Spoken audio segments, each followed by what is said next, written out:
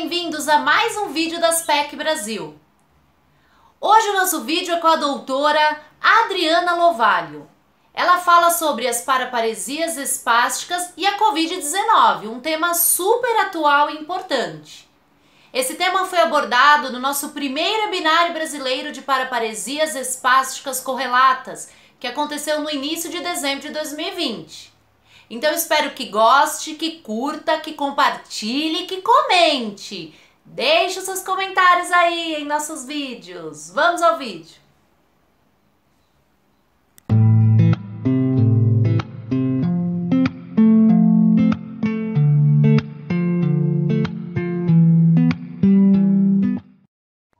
Boa noite, meu nome é Adriana, eu sou do sexo feminino, pele branca, cabelos castanhos, olhos castanhos escuros, estou usando uma blusa verde, ao meu fundo há uma parede branca, sem nenhum adereço.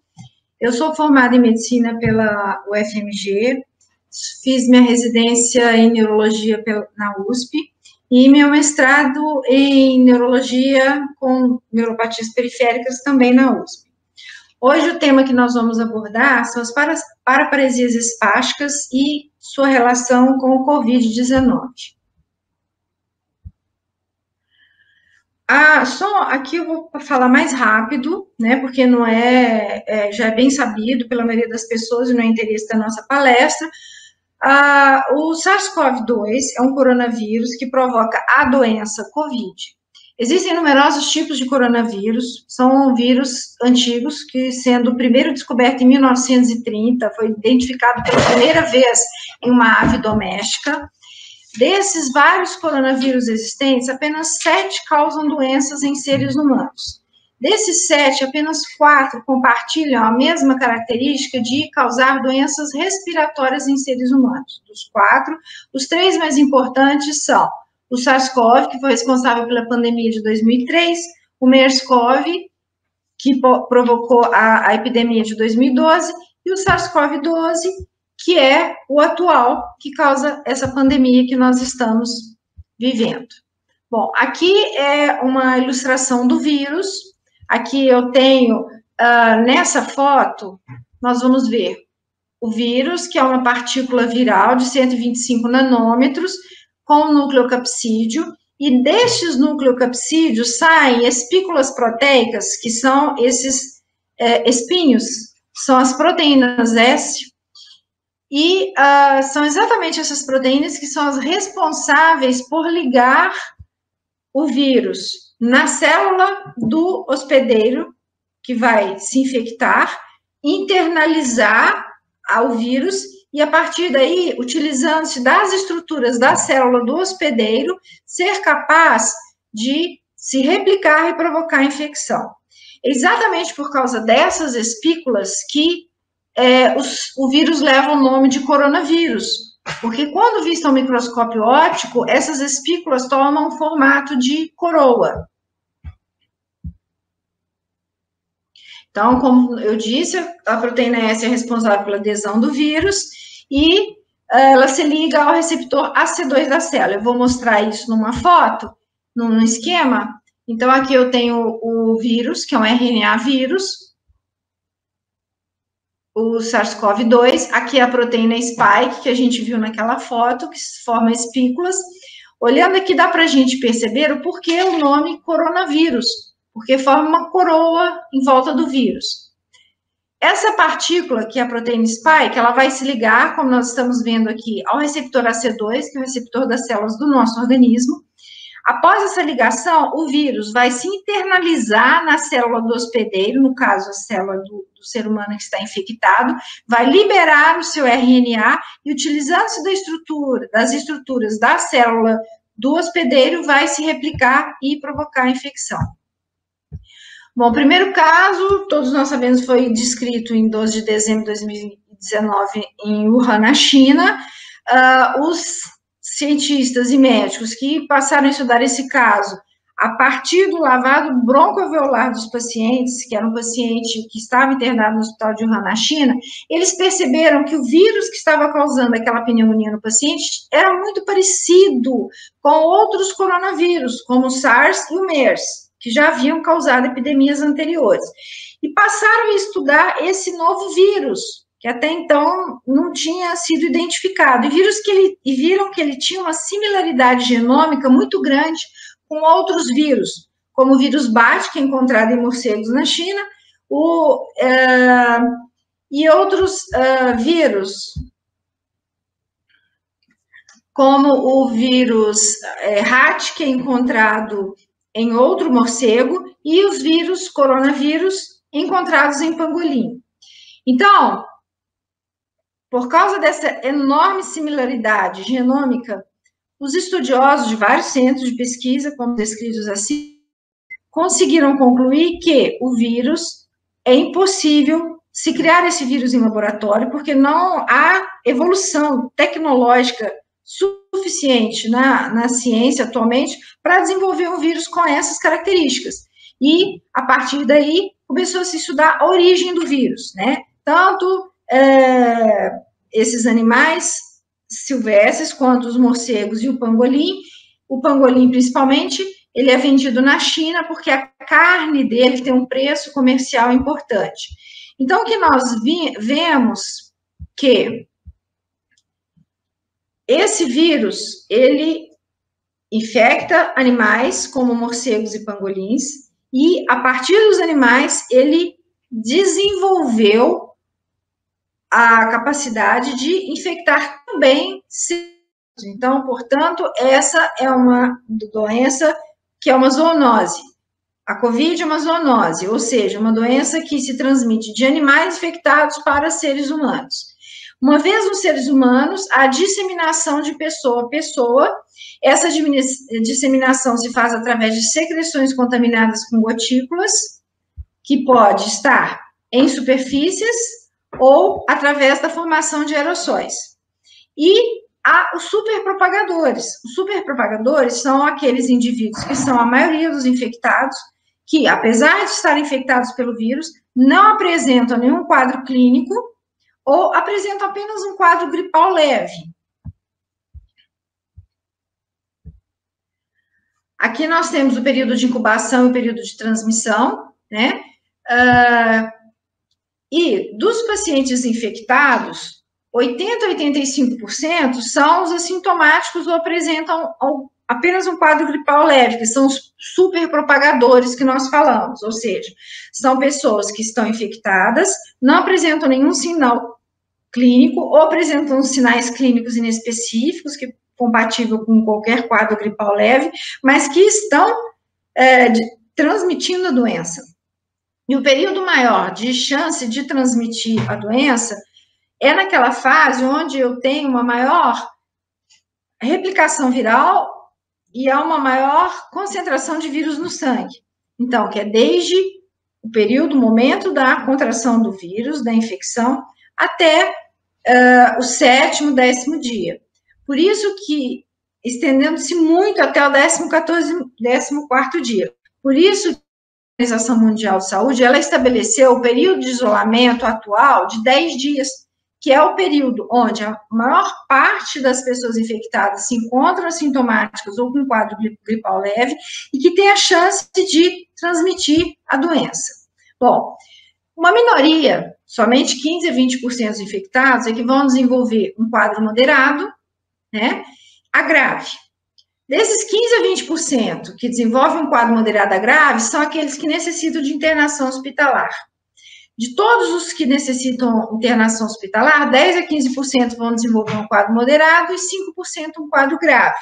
De 2,3% a 5% evoluem para o óbito. Bom, então, vendo essas estatísticas, surge a pergunta, mas se ele é um vírus que, na maioria das vezes, não provoca sintoma algum ou produz apenas uma síndrome gripal leve, por que houve tantas internações, UTIs lotadas, necessidade de se criar hospitais de campanha, necrotérios cheios, cemitérios cheios, por causa da capacidade do vírus de alta transmissibilidade.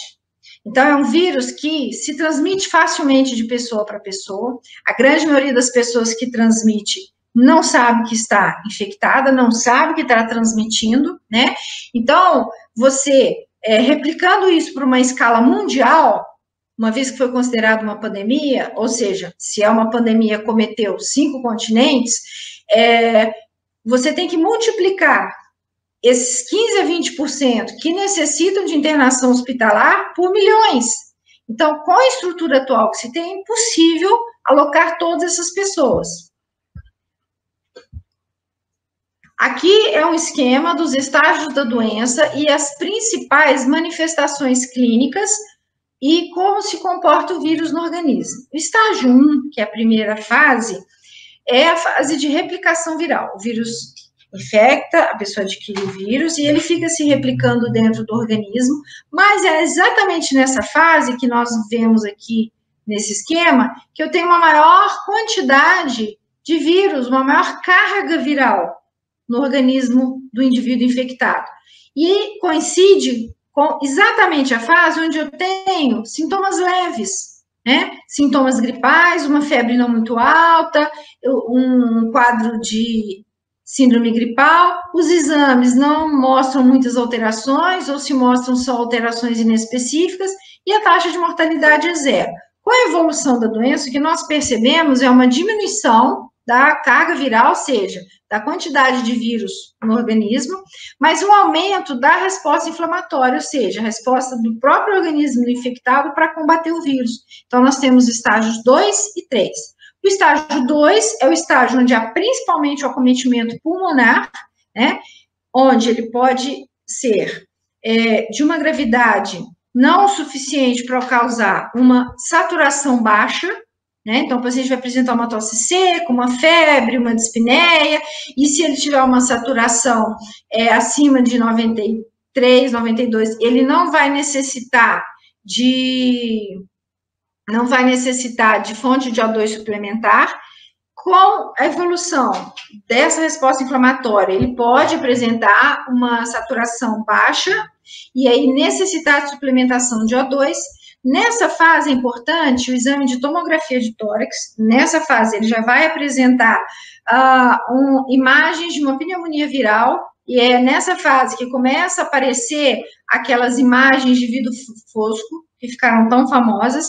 Com a evolução, o aumento da resposta inflamatória, nós vamos ter a terceira fase, que é a fase de superinflamação, é a fase de tempestade de citocinas e interleucinas, é a fase que, além de se ter um acometimento maior do pulmão, levando o paciente a ter uma piora da capacidade respiratória, necessitando de ser entubado, uma intubação orotraqueal, necessitando de ajuda de um respirador ventilador para ajudá-lo na respiração, ventilação, tem também o acometimento de outros órgãos, além do pulmão. Os principais órgãos acometidos são o rim, né? Pacientes que até então não tinham nenhum problema renal podem desenvolver uma insuficiência renal e, inclusive, chegar nesse estado de diálise.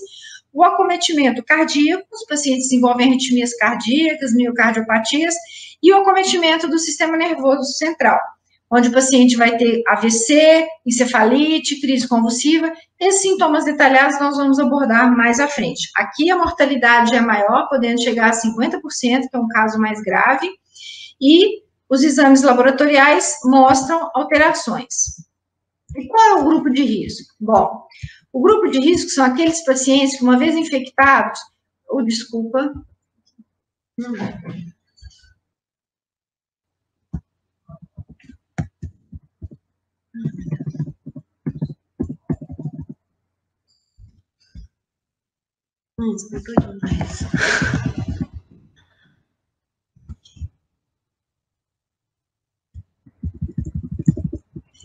O grupo de risco são aqueles pacientes que, uma vez infectados, têm maior chance de desenvolver para as fases, as fases moderada a grave, de complicar e evoluir para óbito.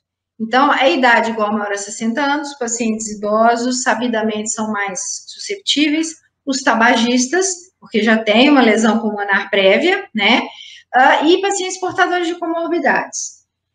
Principalmente as pneumopatias, cardiopatias, nefropatias ou doenças renais, hepatopatias ou doenças do fígado, as doenças hematológicas, as doenças metabólicas, como o diabetes mellitus, dependente ou não de insulina, e as neuropatias, que é o nosso interesse nessa aula. Das neuropatias, várias doenças neurológicas podem predispor a desenvolvimento de casos moderado a grave de COVID e aumento da taxa de mortalidade, que são as demências. O mais estudado até o momento é a demência de Alzheimer, a maioria dos trabalhos é sobre a demência de Alzheimer, pacientes com déficit de desenvolvimento neuropsicomotor, pacientes que se enquadram no transtorno de espectro autístico, pacientes com trissomia do 21 ou com a síndrome de Down, pacientes sequelados de traumatismo raquimedular, portadores de epilepsia, principalmente se essa epilepsia está descompensada ou é de difícil controle,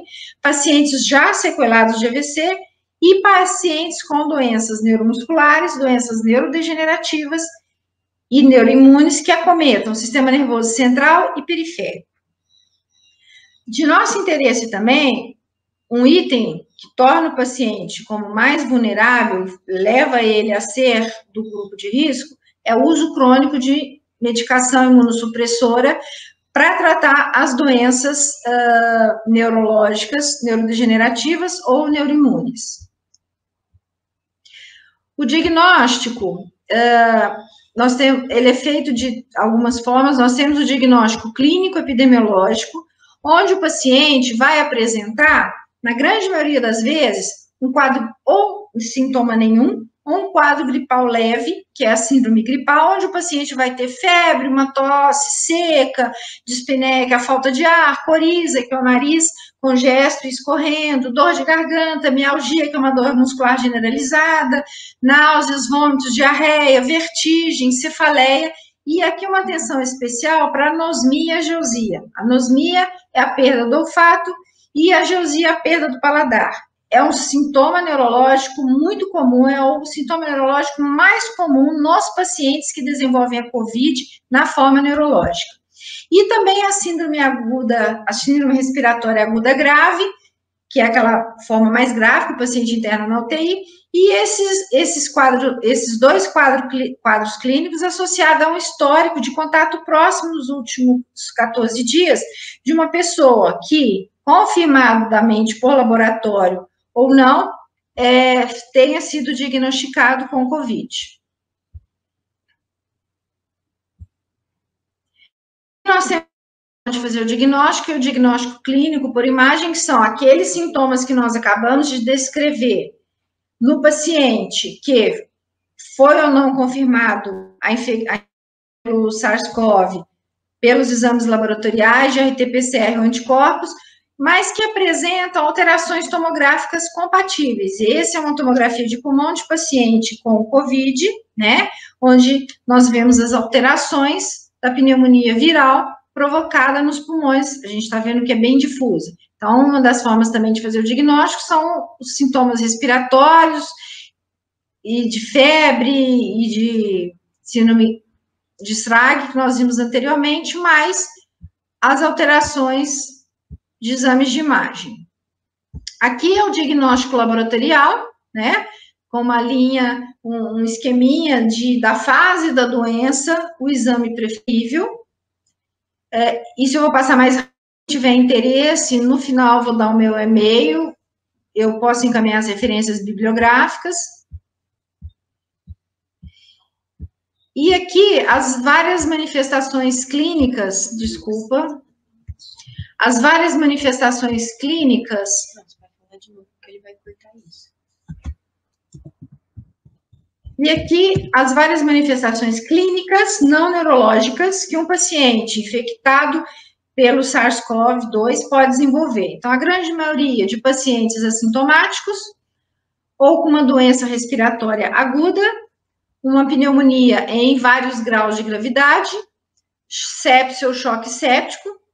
50% dos pacientes infectados que evoluem para forma grave, eles desenvolvem sepse ou choque séptico por infecções bacterianas. Então, é um paciente que tem uma COVID de forma grave e que, por lesão em múltiplos órgãos, como nós já vimos anteriormente, fica mais propício a desenvolvimento de infecções secundárias bacterianas. Então, nós temos um pulmão lesado pela COVID, causada pelo vírus SARS-CoV-2, mais um pulmão lesado por uma infecção bacteriana. e essa infecção se disseminando por todo o organismo, acometendo vários órgãos, que é a sepse. Além disso, o paciente com a COVID pode ter manifestação cardiológica, né, renal, como nós já falamos, e neurológica. As manifestações neurológicas, ou seja, é o quadro clínico neurológico no paciente que desenvolve COVID, tenha ele ou não doença neurodegenerativa ou neuroimune prévia.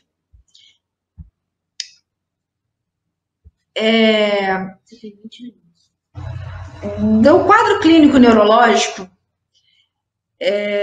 da COVID, pacientes que se infectam por 2, eles ter, principalmente, o principal sintoma neurológico são, como eu disse, a anosmia e a ageusia.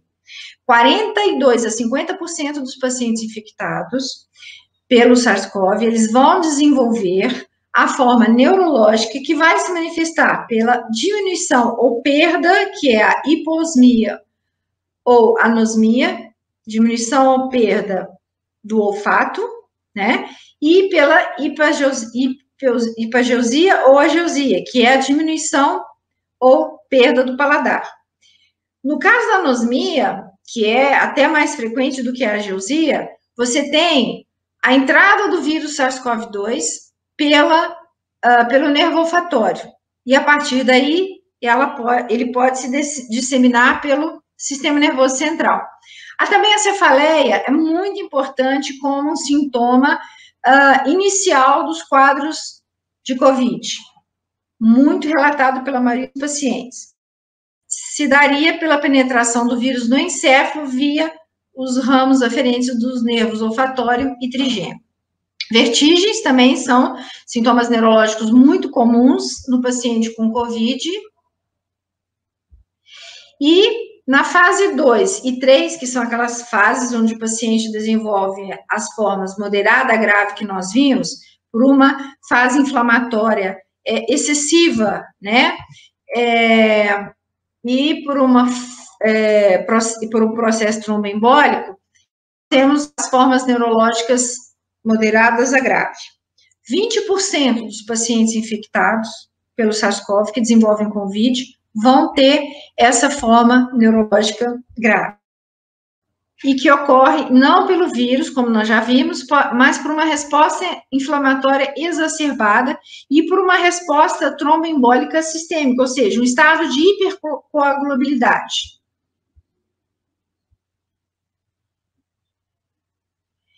Então, nessas fases 2 e 3, que nós temos uma fase de processo inflamatório exacerbado e uma desregulação do equilíbrio homeostático, onde há a predisposição para a formação de tromboêmbolos, devido à hipercoagulabilidade, eu vou ter eventos vasculares, que são principalmente comuns em pacientes jovens, foram descritos na literatura em pacientes jovens, mas o que ele pode se desenvolver de várias formas, ou como um AVC isquêmico, uma trombose venosa cerebral, uma hemorragia intraparenquimatosa, né?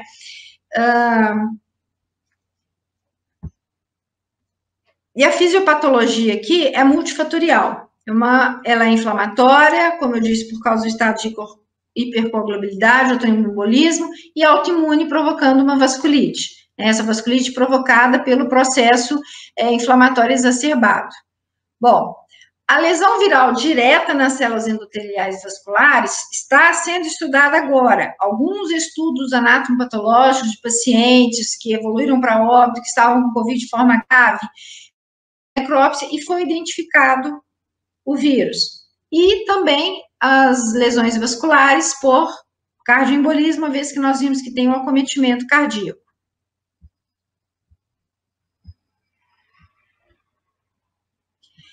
Bom, até o momento presente, o que se tem de estudos é que os coronavírus, já existem estudos muito bem fundamentados que afirmam com muita segurança que tanto o SARS quanto o MERS, eles podem causar uma encefalite. Mas no SARS-CoV-2 é necessário que se façam mais estudos, né?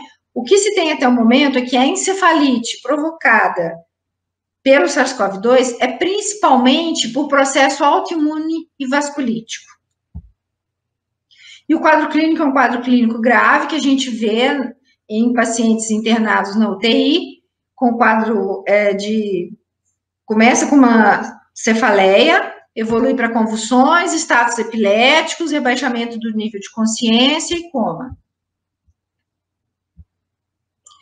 Uma outra forma neurológica de manifestação do COVID é a síndrome de Guillain-Barré, né? A síndrome de Guillain-Barré, ela é uma polirradiculoneuropatia desmielinizante inflamatória aguda, então um processo autoimune provocando uma inflamação nos nervos, principalmente na bainha de mielina do sistema nervoso da pessoa com COVID.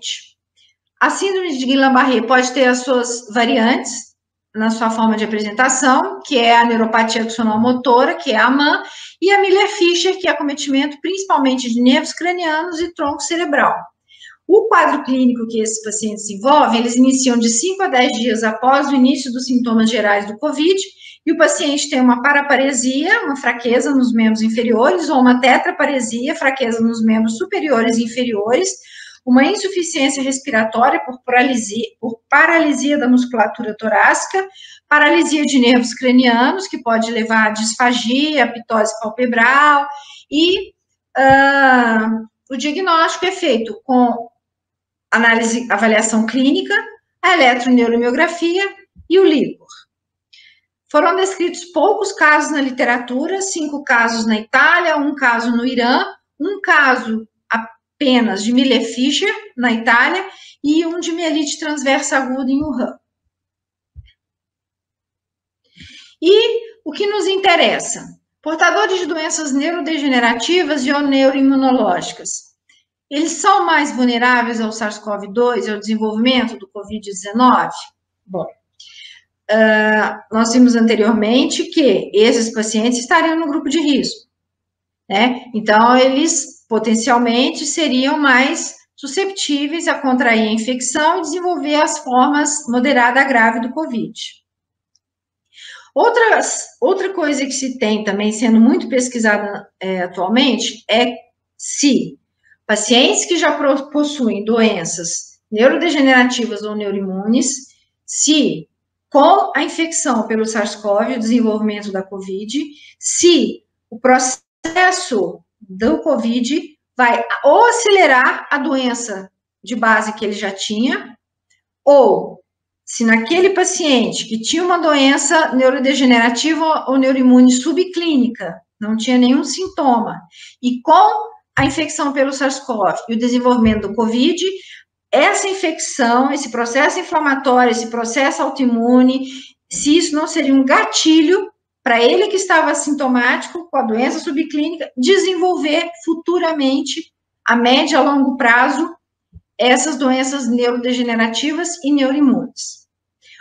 O que se sabe até o momento mais é para os coronavírus já conhecidos, como o SARS e os MERS. Sabe-se que eles podem infectar o cérebro, provocar lesões encefálicas, entrar pelo nervo olfatório e se disseminar retrogradamente até chegar ao tronco cerebral e à medula. Mas para o SARS-CoV-2, pesquisas estão sendo feitas, mas é necessário que mais pesquisas sejam feitas para se chegar a um consenso. Ainda não tem nada definido.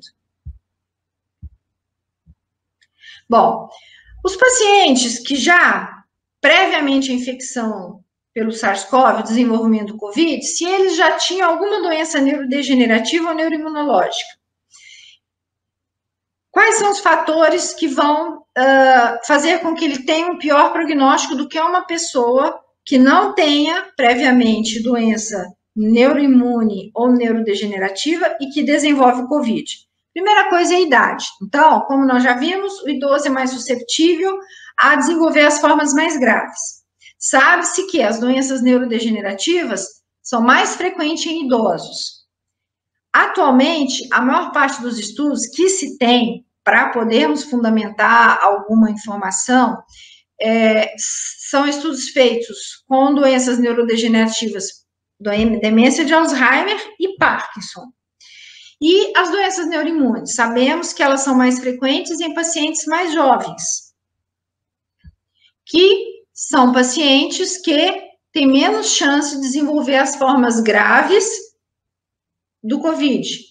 Então, por isso, a gente já conclui que os pacientes portadores de doenças degenerativas, por terem um perfil de serem pacientes mais idosos, desenvolverão quadros mais graves de COVID do que os pacientes que têm doenças neuroimunes, porque são mais jovens.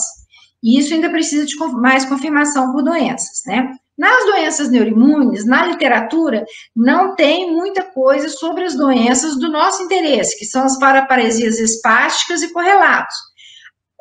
A maior parte dos estudos foram feitos com esclerose múltipla. E um outro fator que poderia predispor os pacientes com doenças neurodegenerativas e neuroimunológicas a desenvolver formas mais graves de COVID seriam os medicamentos utilizados no tratamento dessas doenças. Outro item que deve ser analisado são as características clínicas da comorbidade neurológica.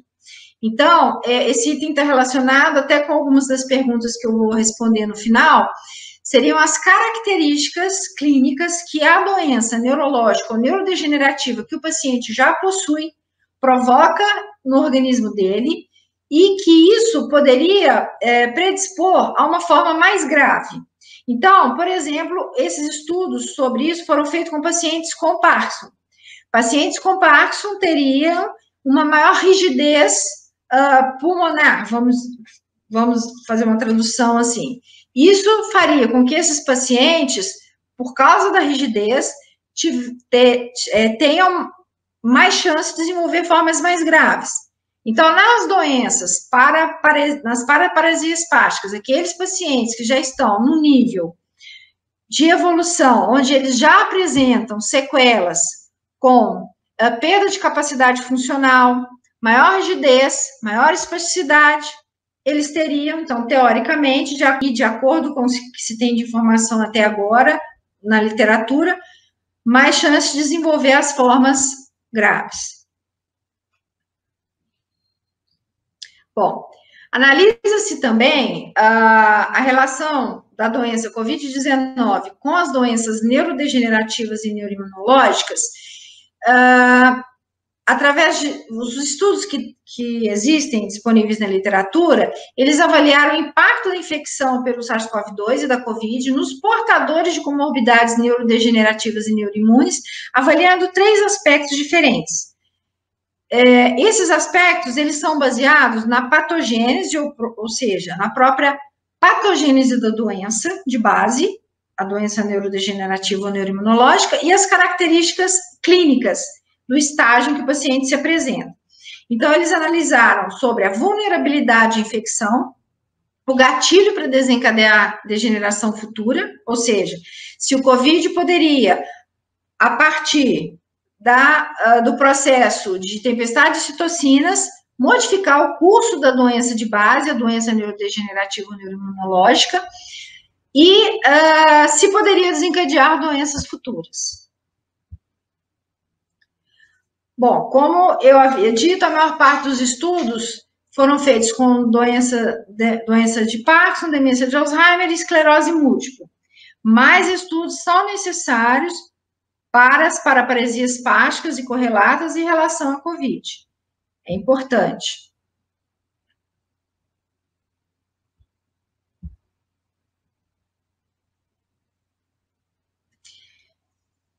Sobre uma questão muito importante, que gera muita preocupação, é o potencial do COVID, né, e todo o seu processo patogênico de tempestade inflamatória ser um gatilho para degeneração futura de doenças neurodegenerativas e neuroimunológicas, ou seja, as implicações a longo prazo do SARS-CoV-2 e da COVID nos seus efeitos no sistema nervoso central. Isso está sendo muito estudado, é pouco conhecido ainda, mas é uma preocupação muito grande, porque se o SARS-CoV-2 e seus efeitos no sistema nervoso central, durante o desenvolvimento da doença COVID, forem suficientes para funcionar como um gatilho de degeneração futura, nós vamos ter, no futuro, a médio e a longo prazo, uma pandemia de doenças neurodegenerativas e neuroimunológicas, o que seria um desastre, né, para a saúde pública. Então, as pesquisas, elas se focam na relação entre as formas graves de COVID e a tempestade de citocinas, que aumenta as interleucinas, principalmente interleucina 1 e 6, e sinergizam com a doença neurodegenerativa ou a doença neuroimune, que é a comorbidade de base. Ainda está em andamento, os resultados que tem são muito preliminares, são poucas pesquisas, precisa disso ser mais pesquisado, mais investigado, abrir o leque para outras doenças neuroimunes e neurodegenerativas, né?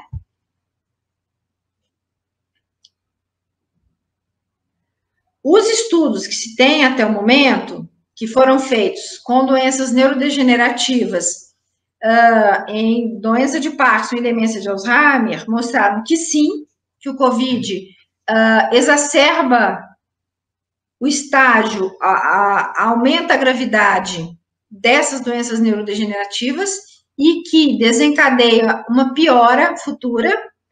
E na esclerose múltipla, que foi o modelo usado como doença neuroimune, os estudos ainda são controversos. Uns falam que pode piorar a progressão da doença neuroimune e esclerose múltipla, outros falam que não. Então, ainda é uma coisa muito controversa na literatura que precisa de mais informações, de mais estudos a serem feitos. Agora, a questão, essa está um pouco mais bem estudada, é a questão das doenças neuroimunes, os pacientes portadores de doenças neuroimunes que fazem uso de drogas imunossupressoras ou imunomoduladoras, né? Se o paciente que faz uso de drogas imunossupressoras ou imunomoduladoras, se ele teria mais risco do que a população geral de se infectar pelo SARS-CoV-2, e se, uma vez infectado, se ele teria mais risco de desenvolver formas graves e maior taxa de mortalidade do que a população geral. O que se sabe até o momento é que esse risco depende de fatores modificáveis e fatores não modificáveis. Os fatores modificáveis são os que nós já conhecemos, já foram amplamente divulgados pela mídia, né, que são os fatores epidemiológicos, medidas de saúde pública, distanciamento físico, etiqueta respiratória, higiene de mãos, são fatores que nós podemos atuar sobre eles, nós podemos modificá-los, e os fatores não modificáveis, que é a idade, né, acima de 60 anos, e comorbidade associada. Na comorbidade associada, especificamente de doença neurológica, em relação a paraparesias espásticas e correlatos, existe apenas, eu encontrei um trabalho que fala sobre esclerose lateral amiotrófica e que os resultados desse trabalho, apesar de ele ter uma amostra pequena de pacientes, mostra que a taxa de mortalidade e a gravidade do paciente que desenvolve o COVID e que já era previamente portador de esclerose lateral amiotrófica vai depender muito da fase da esclerose lateral amiotrófica que o paciente está quando ele adquire a infecção pelo SARS-CoV e desenvolve o COVID, né? Então, obviamente, que um paciente que está no início da ELA e que tem poucas manifestações neurológicas, poucas sequelas, pouca atrofia, ele vai ter menos chance de desenvolver formas graves do que um paciente que já está numa fase moderada, avançada da ELA, e que já está restrito ao leito, depende de uma fonte de oxigênio ou até de uma suplementação de oxigênio para conseguir fazer uma ventilação eficaz.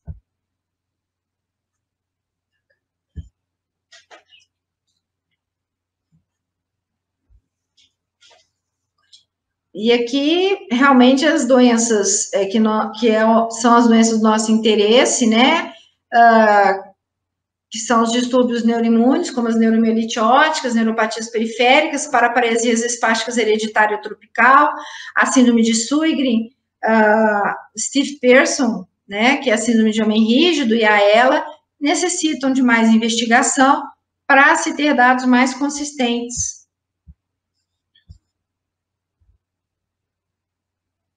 Bom, sobre doenças neuroimunes, como eu disse, não há nada sobre as paraparesias espásticas correlatas, a não ser um trabalho com uma amostra pequena, anedótica, sobre ela, e a maior parte dos trabalhos é sobre esclerose múltipla.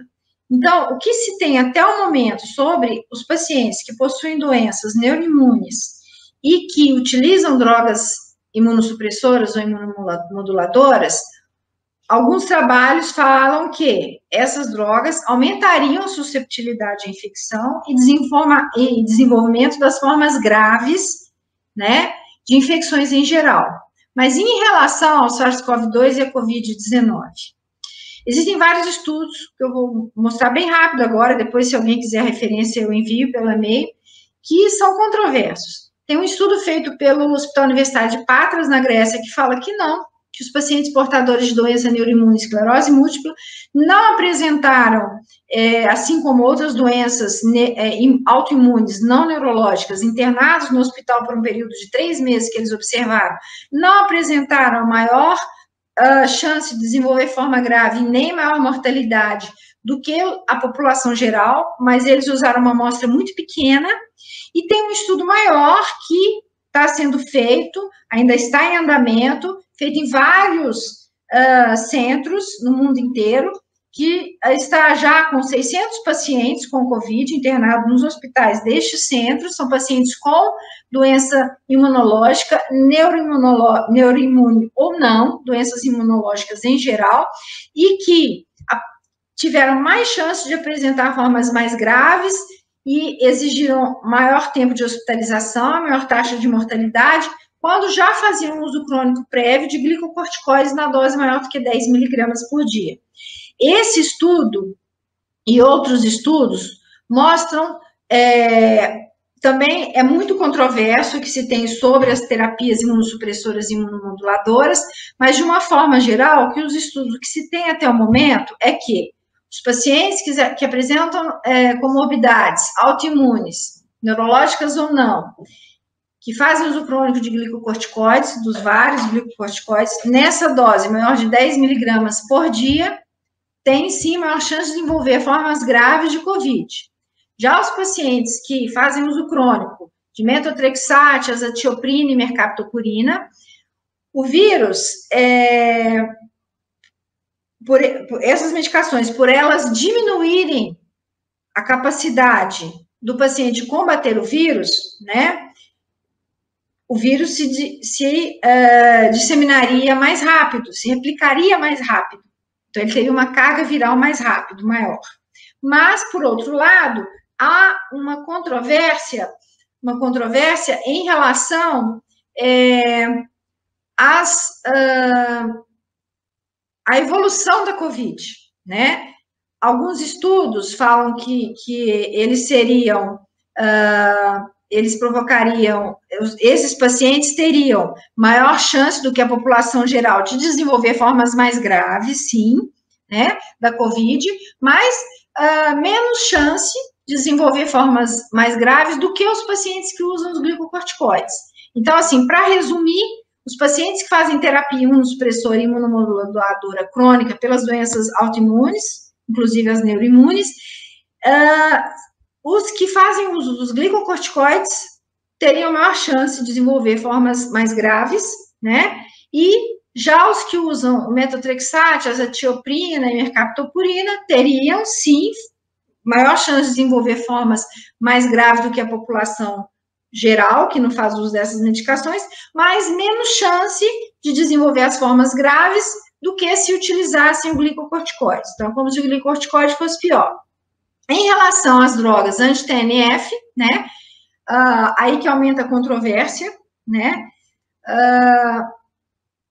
sabe-se que outros vírus respiratórios, essas drogas, quando o paciente já faz uso crônico prévio, assim que ele adquire a infecção respiratória, o quadro é pior, né? Existem trabalhos bem fundamentados com influenza e os outros coronavírus, mas, no caso do Covid, estudos mostram que o tocilizumab, que é um anti-TNF, tem um efeito, inclusive, benéfico. Está sendo usado no tratamento de formas mais graves de Covid e até agora com bons resultados, né? Vamos aguardar a continuidade dessas pesquisas, quais os dados que nós vamos ter. E uma outra medicação, que é um imunomodulador, também usado no tratamento das doenças autoimunes, como as neuroimunes, o interferon beta, o beta-interferon, que ele teria um menor risco de pneumonias, né? Porque o interferon beta, assim como os DMTs abaixo, eles teriam um efeito de limitar a resposta imune, permitindo uma maior replicação viral.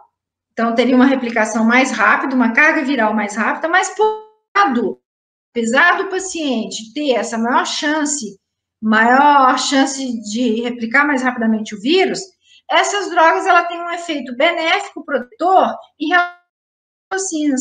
Porque o que se sabe até agora, o grande vilão do Covid é a tempestade de citocinas, é aquela super reação inflamatória, e isso é que leva aos casos graves de Covid e a lesão dos órgãos. E essas drogas, elas teriam um efeito de essa tempestade de citocinas, ou esse processo superinflamatório, que é o grande vilão do Covid, né? E vocês veem aqui que anteriormente foi falado em alguns estudos que a azatioprina, lembrem do slide anterior, ela utilizada os pacientes que utilizavam teriam maior chance de desenvolver as formas graves. Aqui não. Aqui outros estudos mostram que teriam ter um efeito protetor por diminuir a tempestade, a supertempestade de inflamação. Então, com isso, a gente já vê que os estudos têm ainda alguns pontos controversos, tem algumas coisas definidas, mas outras precisam de maior estudo.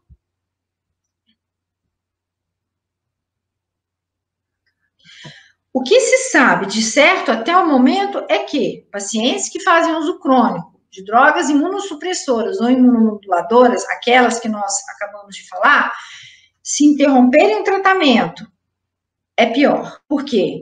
Além dele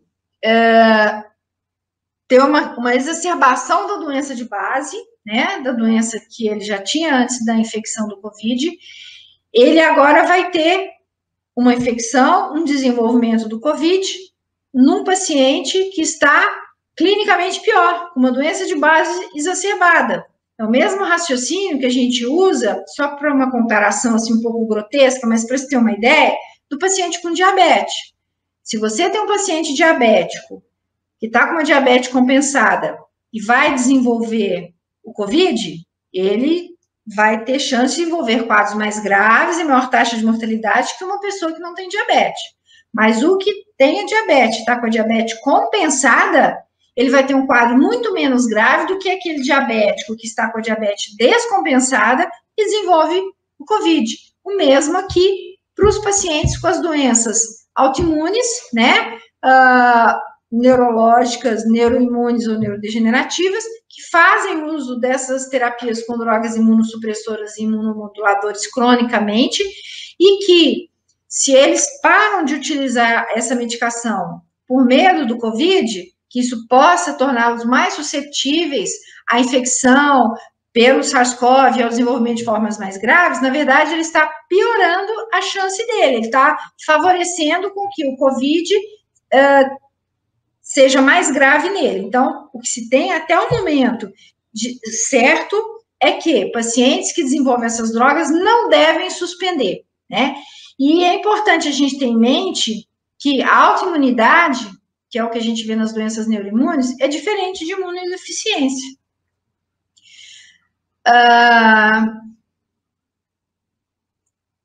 Lembrem-se daqueles trabalhos com esclerose múltipla, que mostraram que os pacientes com esclerose múltipla, alguns trabalhos mostraram que esses pacientes não têm chance de desenvolver formas mais graves que a população geral, e o raciocínio usado para isso é que, como o paciente tem um sistema imunológico hiperativo, ele vai ter um melhor combate à replicação viral, certo? Mas ele vai exacerbar a tempestade inflamatória já existente no Covid-19. Então, é controverso a questão da maior chance de adquirir infecção e de ter maior replicação viral e do desenvolvimento do Covid.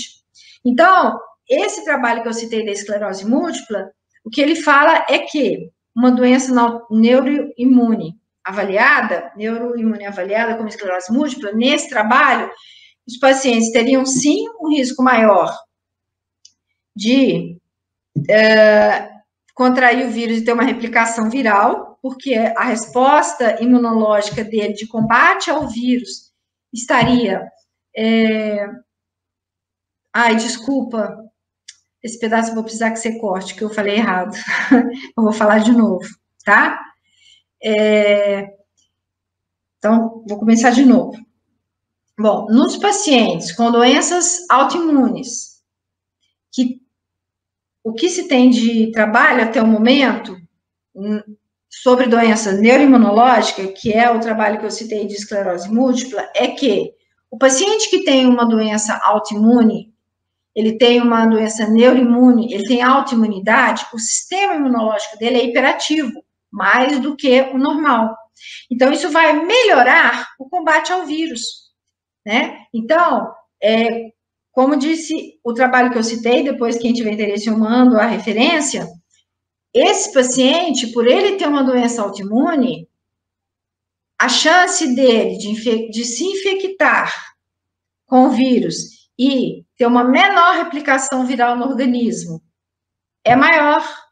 E se ele tem uma replicação menor viral no organismo, a chance dele de desenvolver, de evoluir daquela fase para as fases 2 e 3 pode ser menor. Mas, por outro lado, quando chega na fase 2 e 3, que é a fase de tempestade inflamatória, ele tem forma mais grave, porque aí se juntaria o processo hiperativo, autoimune hiperativo da doença de base, mais a tempestade inflamatória, então eles teriam um efeito sinérgico, né? Então, eles poderiam ter formas mais graves da COVID.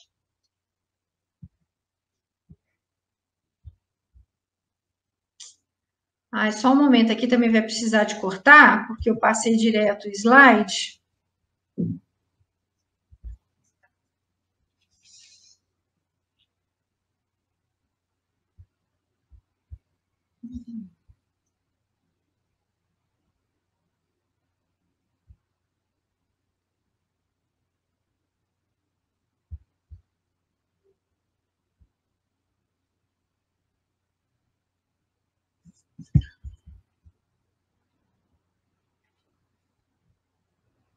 Bom, então, voltando ao tema terapias com drogas imunossupressoras e imunomoduladoras,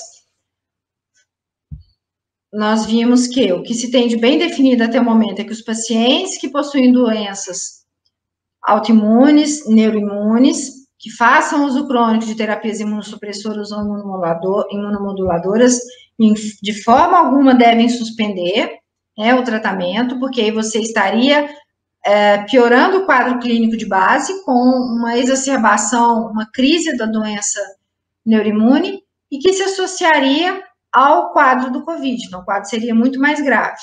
Lembrar que a autoimunidade é diferente de imunodeficiência, e que por isso mesmo, o paciente que tem autoimunidade, ele tem um sistema autoimune mais hiperativo.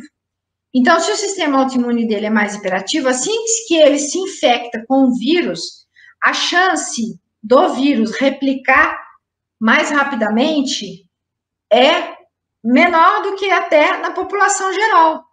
Porque se ele tem um sistema imune que é mais hiperativo, ele vai combater mais prontamente o vírus. Então, o vírus não vai se replicar tanto no organismo do paciente. Mas, então, ali na fase 1, essas doenças, na fase 1 da COVID, essas doenças autoimunes teriam, de uma certa forma, até um fator protetivo, né? Já na fase 2 e 3, se o paciente atinge a fase 2 e 3,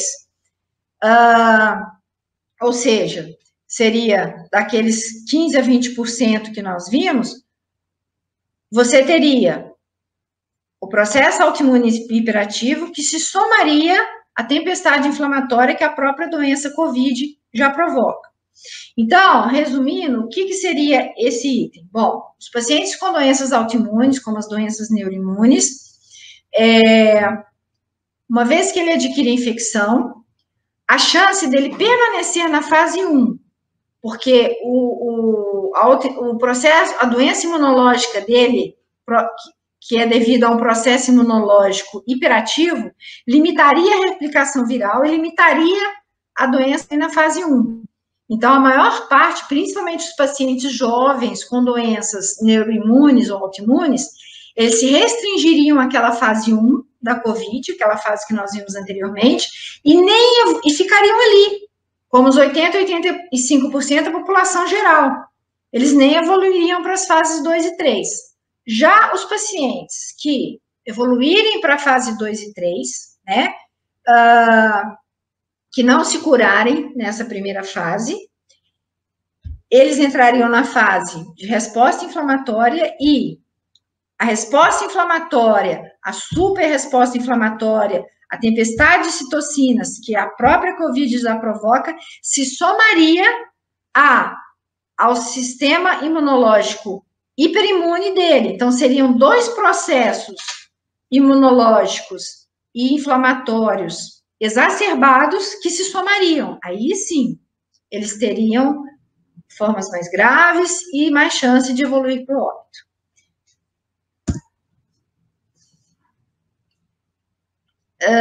Existe um estudo grande que está sendo feito pelo Global Rheumatology Alliance. Esse estudo é feito com pacientes não com doenças neurológicas, mas com doenças autoimunes, a maior parte doenças reumatológicas, né?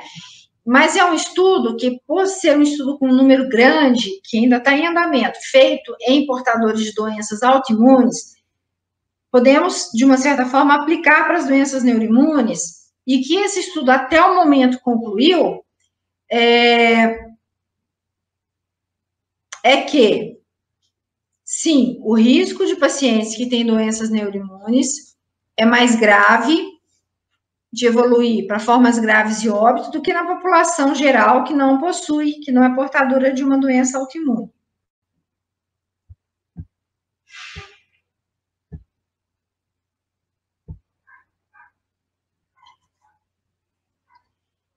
Então, a questão é que se os pacientes com paraparesias espásticas e correlatos, na grande maioria doenças neuroimunes, teriam mais chance de desenvolver COVID grave, maior taxa de mortalidade, se encaixa aqui. Então, eles teriam, a princípio, são pacientes jovens, grande maioria ficaria naquela fase 1, onde o paciente teria só um quadro gripal leve ou nenhum sintoma, e a doença pararia ali mesmo, porque ele tem um sistema autoimune hiperativo. Ele inibiria a replicação viral ali, controlaria a doença e não chegaria às formas graves. Então, ele estaria dentro daqueles 80% a 85% da população que fica só na forma leve e assintomática. Já os pacientes que possuem doenças neuroimunes e que são mais idosos, que estão numa fase mais avançada da doença neuroimune, eles teriam mais chance de desenvolver as formas mais graves, que é a forma moderada e grave das fases 2 e 3, e uma vez na fase 3, né, que é a forma mais grave, que exige internação no UTI, teria a associação de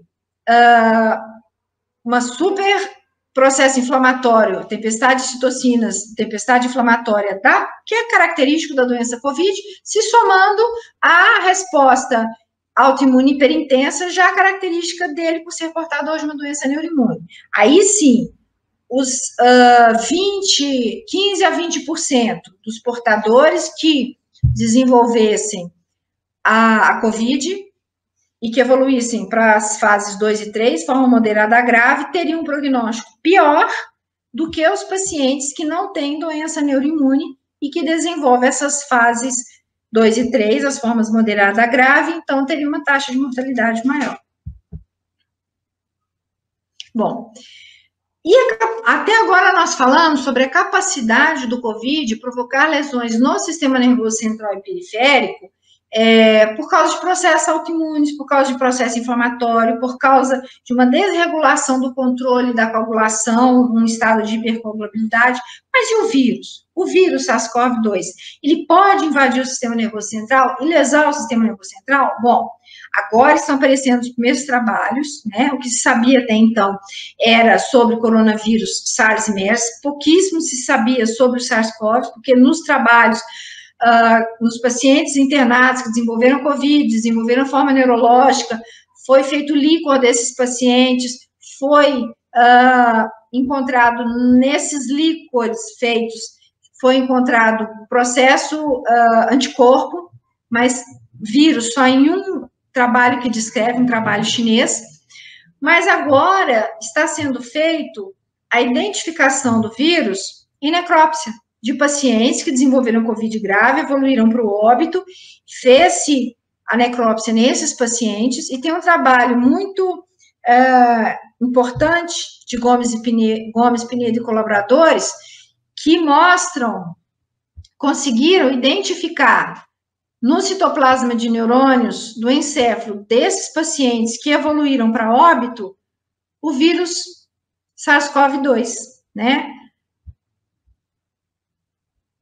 Então, mais estudos estão sendo feitos, principalmente aqui no Brasil, tem o pessoal que faz a autópsia necrópsia não invasiva da USP, e que tem, cada dia, a gente tem acesso a mais e mais trabalhos, com mais e mais descrições de anátomo patológico de pacientes que evoluíram para o óbito, que tinham... Então, como é uma doença nova, as informações vão se construindo, o conhecimento da doença vai se construindo. Existe também um outro trabalho que ainda está em andamento, que é feito na Espanha, mas que aborda o aspecto da influência da infecção do SARS-CoV-2 nas doenças neurodegenerativas. Se isso acarretaria uma pandemia tardia. Bom, esse estudo espanhol analisou que os mecanismos patogênicos da infecção têm efeitos imediatos, que são aqueles do quadro clínico neurológico que nós descrevemos, que ocorre durante a COVID, com o paciente internado no hospital, e os efeitos duradouros, são aqueles efeitos que permanecem mesmo após o paciente ter alta e ser considerado que está em uma fase pós-COVID, né? Principalmente doenças neurológicas que a gente vê pela neuroinflamação no sistema nervoso central, né? Eu mesmo já peguei alguns casos de pacientes que tiveram AVC pós-Covid, claro, alguns foram por sequelas cardíacas que o Covid deixou, outros foram por vasculite, outros foram por trombose venosa cerebral. Então, esse estudo espanhol, como eles estão um pouco mais adiantados, né, os casos aconteceram lá há já alguns meses, eles estão desenvolvendo esse trabalho para ver o pós-Covid, né? As doenças neurológicas, neurodegenerativas e neuroimunes que ou podem ser exacerbadas nos pacientes que já possuíam essas doenças como comorbidade, ou pacientes que não possuem essas doenças desenvolverem essas doenças, né?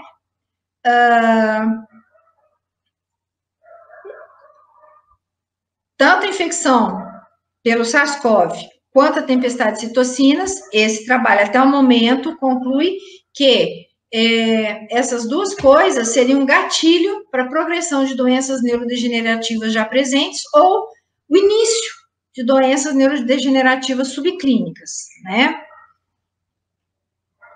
O que poderia acarretar uma pandemia futura de doenças neurodegenerativas, neuropsiquiátricas e neuroinflamatórias, impactando fortemente na saúde pública média e a longo prazo.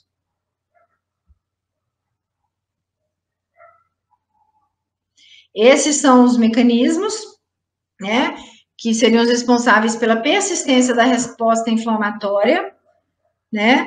Você teria, na tempestade de citocinas no COVID-19, no sistema nervoso central, uma desregulação imunológica que persistiria mesmo após a infecção pelo SARS-CoV, com uma inflamação persistente, né?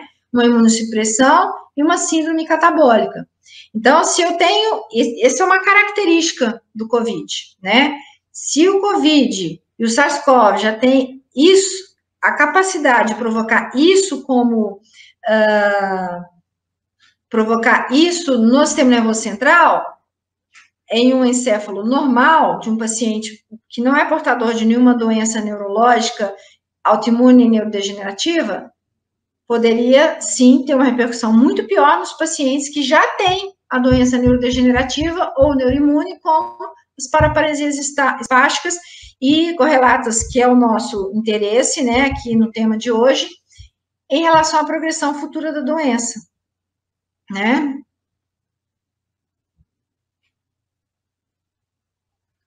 Seriam, então, essa liberação contínua no durante a COVID, né, durante a doença COVID, no pós-COVID, o mecanismo seria uma inflamação sistêmica crônica que levaria à liberação contínua de alarmes endógenos, e isso desencadearia, seria o fator desencadeante gatilho para doenças neuroimunes, ou as existentes progredirem mais rápido, ou as que estavam subclínicas se manifestarem.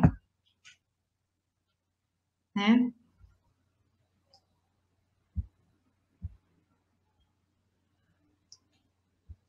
E como eu disse,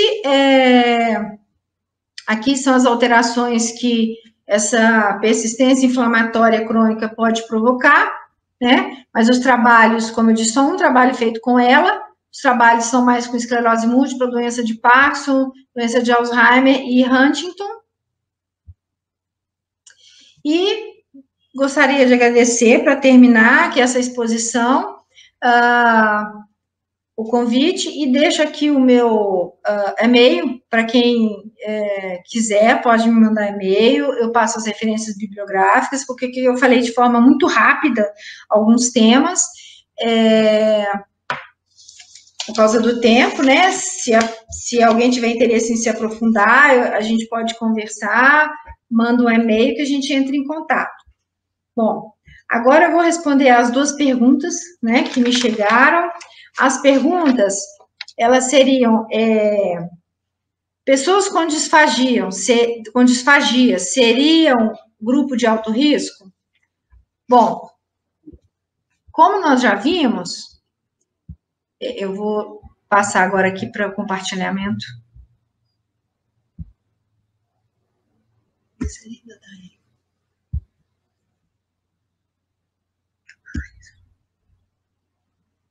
Alô, Alisson? Oi, sim. Oi. Eu vou agora responder as duas perguntas que chegaram, né? Se as pessoas com disfagia seriam um grupo de alto risco. Como a gente acha, até que eu já respondi um pouco isso na apresentação, as pessoas com disfagia vai depender do tempo de evolução dessa disfagia. Se a pessoa já tem uma disfagia mais acentuada, mais crônica, e já teve vários episódios de pneumonia de repetição, ela teria um pulmão já com lesões prévias, né, por outros processos pneumônicos, por outras pneumonias prévias, e esse pulmão, ele seria um pulmão mais sensível, seria um fator de risco para o desenvolvimento de formas mais graves da COVID, né? A outra pergunta é: quais os sintomas dentre as paraparesias espásticas que podem incluir uma pessoa dentro do alto risco de COVID-19? Bom, se a gente lembrar de algumas coisas que eu abordei durante a apresentação, a gente falou sobre a questão das medicações, né? Sobre a questão da própria patogênese da doença, né? Do processo autoimune, que é hiperativo, né? Essas doenças, a maioria delas são doenças neuroimunes, e a fase da doença, né? A fase da doença, se já está numa fase mais avançada, teria um prognóstico pior do que se estivesse numa fase mais precoce, e as sequelas que o paciente já apresenta da doença de base, né, a paraparesia espástica, no momento em que ele adquire a COVID. Então, se é um paciente que já tem mais sequelas, que tem mais rigidez, mais espasticidade, já teve pneumonias anteriores, já apresenta cicatrizes pulmonares, se é um paciente que está restrito no leito, se é um paciente que já depende de alguma fonte de O2 para manter uma saturação boa. Então, esses pacientes estariam mais propensos, né, a desenvolver formas mais graves e uma taxa de mortalidade maior. Por outro lado, é o que a gente viu na exposição, geralmente os pacientes com doenças neuroimunes são pacientes mais jovens, e a gente sabe que o paciente mais jovem, a maior parte dos casos desenvolve a forma assintomática ou a forma de gripe leve, uma síndrome gripal leve, e nem chega a evoluir para as fases 2 e 3, que são as fases moderada a grave, então não chega a precisar de internação hospitalar, né? E ele se limitaria ali naquela fase 1, que é a fase de sintoma gripal leve ou sintomático, e finalizaria a infecção e o COVID por ali. Então, isso por causa do estado hiperimune da doença neuroimune dele, que ele, vamos dizer assim, teria mais eficácia no combate ao vírus, e o vírus se replicaria menos, né? Então, o que os trabalhos mostram é que tem as vantagens e desvantagens, e eu acho que o mais importante para a gente frisar é que o tratamento que o paciente faz, seja uma droga imunossupressora ou imunomoduladora, não é vantagem que se suspenda esse tratamento com medo de que ele predisponha a maior chance de adquirir infecção pelo SARS-CoV-2 e desenvolver formas mais graves da doença, né? Porque aí você teria uma exacerbação da doença de base, da paraparesia, né, e do espástico dos correlatos, e isso associado a um COVID das fases 2 e 3, seria um quadro mais dramático, né, uma evolução muito pior.